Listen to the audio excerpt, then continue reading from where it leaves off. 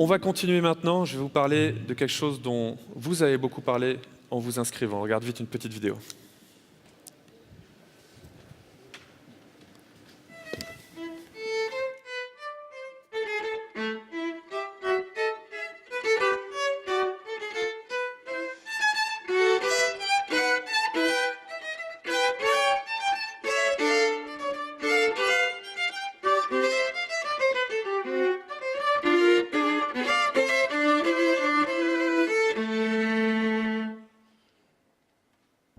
Alors, est-ce que vous pouvez deviner ce que ce violon a de spécial?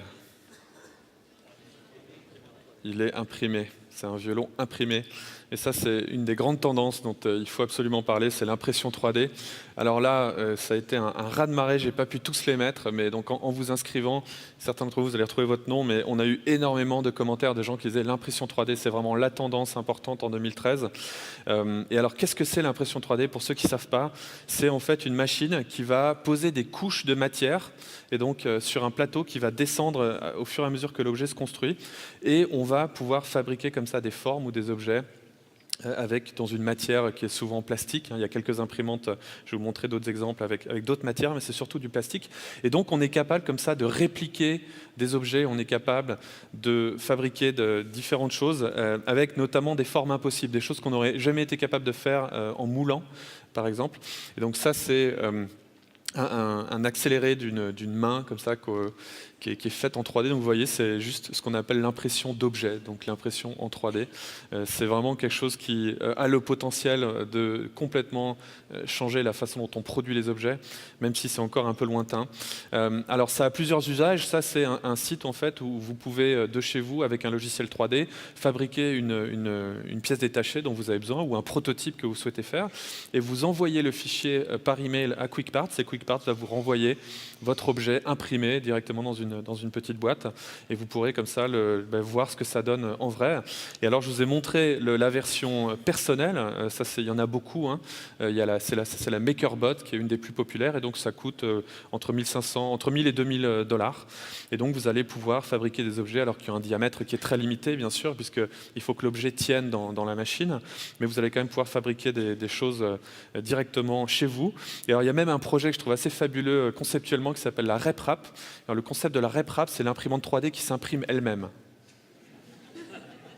Et donc, pour l'instant, elle est capable de s'imprimer à, je sais plus, 90 et quelques %. Et donc, ça, c'est assez intéressant. Vous allez pouvoir acheter une imprimante 3D qui va s'imprimer elle-même. Et donc, ou alors télécharger votre imprimante 3D et aller la faire imprimer chez QuickParts. Alors, bien sûr, ça a énormément d'implications. La première implication, c'est qu'on peut maintenant télécharger des objets et les imprimer chez soi. Alors ça, c'est Thingiverse. Thingiverse, c'est un espèce de site, de directory, une espèce je sais pas comment on pourrait dire, d'endroit où vous allez. C'est une espèce de YouTube de l'impression 3D. Et donc, vous avez les différents projets qui sont classés par catégorie. Et puis là, j'ai pris un dock d'iPhone pour mettre sa caméra. Et donc, il y a différentes parties. Et là, vous regardez sur la gauche, c'est écrit télécharger. Donc, vous prenez ces fichiers, vous les mettez dans votre imprimante, et puis votre imprimante vous fabrique l'objet, vous l'assemblez, et donc vous avez comme ça pu créer vous-même votre dock. Alors c'est assez intéressant de voir que c'est une tendance qui est très naissante, et en même temps on commence à voir des grandes sociétés qui s'y intéressent. Et ça, c'est Nokia. Alors plutôt que de vous vendre des coques pour votre Nokia Lumia, vous pouvez télécharger un modèle sur le site de Nokia. Vous allez pouvoir éventuellement le personnaliser et l'imprimer directement chez vous et l'utiliser sur votre téléphone. Donc là, c'est très très intéressant. Pareil, ça pose énormément de questions, la fabrication à la maison, etc. Mais c'est un modèle très intéressant, y compris pour les entreprises. Et alors, toutes ces technologies très avant-gardistes sont aussi beaucoup utilisées par les armées. Et ça, c'est l'exemple de l'armée américaine qui dit que voilà, il y a beaucoup de parties, par exemple sur les drones ou sur les GPS, qui ont tendance à tomber en panne. Alors, plutôt que d'avoir quelqu'un avec un énorme sac à dos qui va porter toutes ces pièces détachées, on va avoir une imprimante 3D qui va être capable de produire tous les objets qui tombent en panne. Et donc, on va autonomiser beaucoup les soldats. Ça, c'est, voilà. En général, quand l'armée commence à utiliser une technologie, c'est qu'elle arrive dans le quotidien, dans les 10 à 20 ans, on va dire. Ça, c'est pour vous montrer qu'on peut imprimer plein de choses. J'ai parlé de petits objets, mais il y a aussi des grands objets. Ça, c'est sorti la semaine dernière, je crois. Non, c'était il y a plus longtemps, mais c'est l'imprimante qui est capable d'imprimer une maison.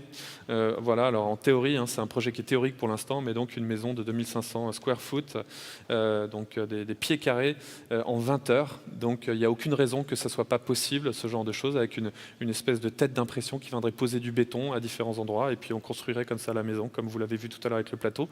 Alors, il y a aussi des gens qui veulent faire un avion imprimé en 3D. Alors, bon, personnellement, je ne suis pas pressé de voler dedans, mais c'est intéressant de voir qu'on peut aussi faire des objets plus grands en théorie. Et puis, il y a bien sûr la question des armes. Alors ça, c'est pareil, c'est une question limite philosophique, mais qu'est-ce qu'on va faire dans un monde où on est capable d'imprimer des revolvers, par exemple? Donc, il faudra toujours acheter les balles, parce que ça ne peut pas être imprimé.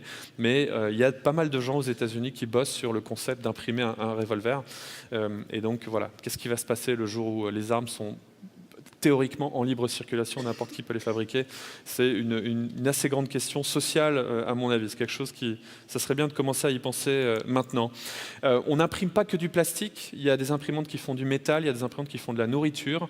Il y a aussi des imprimantes qui font des organes. Alors ça, c'est vraiment quelque chose d'incroyable. Et ça, c'est une société suisse qui s'appelle RegenHU qui essaye d'imprimer des organes. Et on parle de projets qui théoriquement, pourrait aboutir dans les quelques années qui viennent. Donc là, ce n'est pas de la science-fiction, c'est qu'on arriverait à fabriquer des organes et ça résoudrait bien sûr un énorme problème social qui est celui de la transplantation.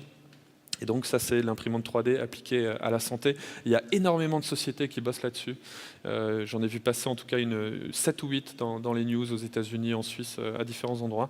Et donc c'est certainement quelque chose qui va aboutir, on espère, dans les années qui viennent. L'impression 3D, j'aurais pu vous montrer des centaines d'exemples, il se passe énormément de choses. Moi, j'appelle ça aussi la réplicabilité. Je trouve que ce qui est intéressant, c'est de voir que dans le monde digital, on a d'abord commencé à copier la musique, ensuite on a commencé à copier les films, on a commencé à copier les livres, et maintenant on en arrive à la copie d'objets. Vous imaginez bien qu'il y a beaucoup de gens qui vivent sur le fait de vendre des objets pour qui ça peut potentiellement changer beaucoup de choses. Donc c'est une tendance qui est en même temps naissante parce qu'on n'est pas prêt d'imprimer un smartphone demain. C'est pas possible de mélanger plusieurs matériaux dans beaucoup d'imprimantes actuellement, mais c'est quand même un potentiel disruptif énorme, et ça je pense que c'est une tendance dont on va énormément parler dans les années à venir, et qui quelque part nous ramène à la production à la maison. Donc c'est intéressant. Moi, quand j'observe les technologies, je vois souvent qu'on revient vers le passé.